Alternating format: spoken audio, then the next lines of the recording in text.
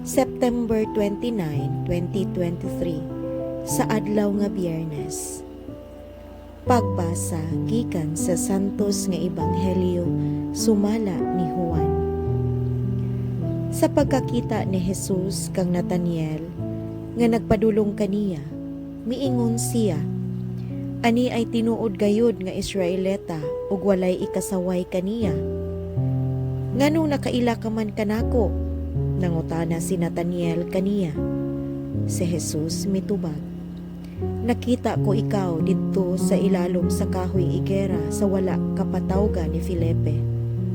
Si Nataniel mitubag, magtutudlo, ikaw mao ang anak sa Dios, ikaw ang hari sa Israel. Si Jesus miingon, mituo ka ba? Tungod lang kay miingon ako kanimo nga nakita ko ikaw ilalom sa kahoyng igera? Makakita kang mas kahibulungan pa kay niini. Og miingon siya kanila, sultihan ko kamo, makita ninyo ang langit nga maabli ug ang mga anghel sa Dios nga magsaka kanao diha sa anak sa tao. Ang Ebanghelyo sa Ginoo.